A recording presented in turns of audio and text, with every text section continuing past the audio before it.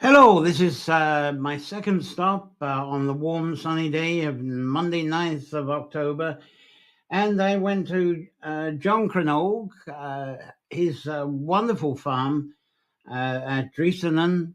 This gave me the idea of the Doors of Perception, which I've done a Nature Echoes broadcast based on how that place inspired me. John did some fantastic storytelling with this. There's not much more I can introduce, so it was really wonderful approaching this. He really laid it out very well. The signs taking us through.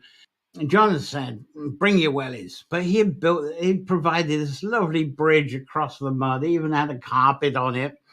And once you actually got to his door, there was two chairs and a table, so to sit and observe and take your notes on the table while you're making your phone call. It was very much a welcome home kind of experience. Absolutely loved this visit. I really did.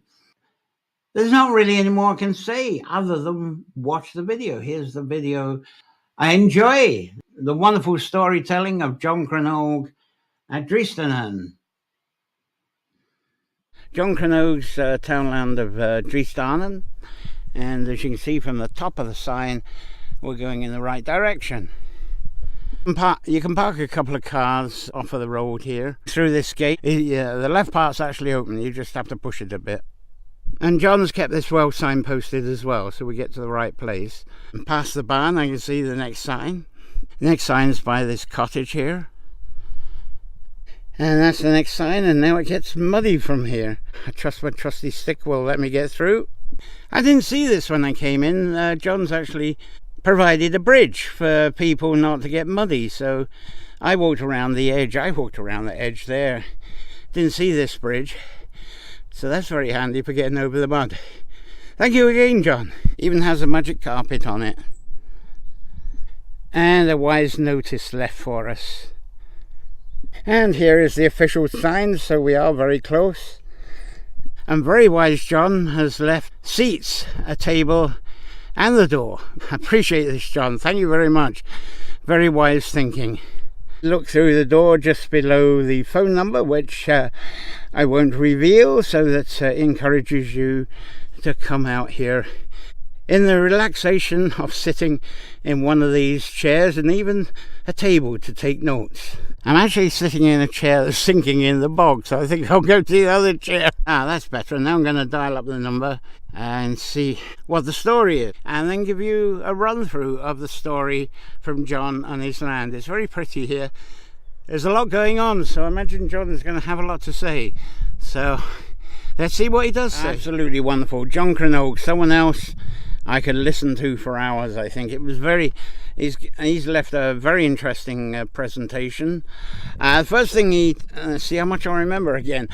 First thing he presented was he explained this is a drumlin, and he explained how drumlins are formed and how the water is around here, and he then goes into the landscape, what's in the landscape, very much from the history onwards. He explains the townland names, goes into explanation, some of the people that are involved in the townlands.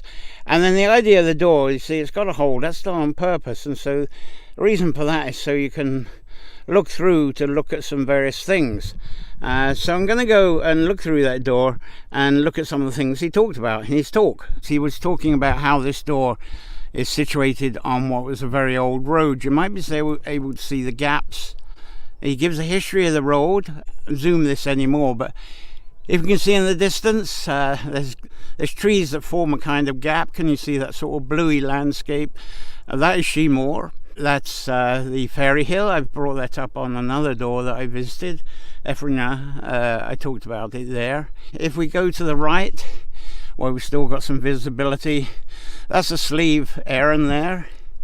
And Sleeve Erin, the Iron Mountain, and that's one of the sites that the Dristernan is said to have landed on what's actually called the playground. It's called the playground today.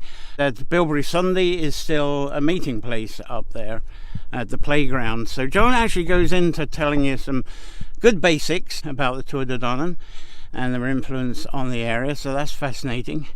Another thing, can you see behind the Can you see behind the pallet there, there's a small young tree. And what John and his son Shane are doing, they're actually planting a line of oak trees along the old road, and one to actually honour the people that walk this road for various purposes, as John tells some stories of that, and two, to actually bring some oak trees into the area, because oak trees should grow very well at this high level.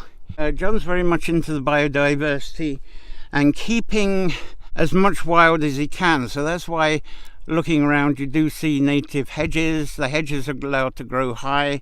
There's native trees and woodland, so he does keep a lot of wild growth where possible, plus leave a reasonable amount for himself, for themselves, to actually farm this. So a lot of thought into balance of the land, balancing his farm around here. Beyond the gaps there, beyond the trees, you can't see it from here, but he talked about a mass rock that was there. So he talks about the mass, and well, he just talks about Mass Hill and the mass in the penal times. Again, you'd need to come here, dial the phone number and hear that for yourself. John also talked about the farming and what they do here. His father, and I gather other people in the ancestry, because they've got high land here, it's very fertile land, so they grew vegetables and they grew potatoes and they grew barley and oats. I believe John's carrying on with that. I can't remember him mentioning barley, but certainly growing the oats. They're going to increase the amount of vegetables they're growing here, and the potatoes is certainly very active.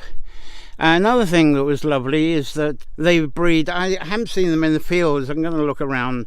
They do have rare breeds here, and they got two small breeds of cattle in here. They got the Kerry, little tiny black Kerry cattle, and they actually get milk from the Kerry cattle, and they're lovely because for a family it's enough milk, and the milk from it is rarely tainted, so it's wonderful to actually have your own unprocessed milk. They've also got Dexters. I think they got the black ones because Dexters are sometimes orange, brownish colour, but by the way he was talking, it's a brown one as well. Whether milk in that one, I'm not sure. Dexter was also a wonderful small cow that was bred by a man called Dexter in Meath, and a very kind thing at the time. Dexter was a landlord, and he was into breeding a cow that would be more practical to the small landowners, to the family, rather than a big cow, because a Dexter gives enough milk and eventually enough meat for the family. Suddenly come out here to Dristernan. I can't think of anything else that John said. It's a lovely visit. It's pretty easy to get to. There's only a little bit of mud. John said bring your wellies, but I'm actually wearing waterproof hiking boots. They're very adequate. I actually found myself in less mud than the other places I've visited, so this is wonderful. Easy access, great storytelling. Try and get here if you can while it's here until the 29th of October. Couldn't resist stopping and getting the sun over Sheemore there. And I was talking about that with the John Cronogue video.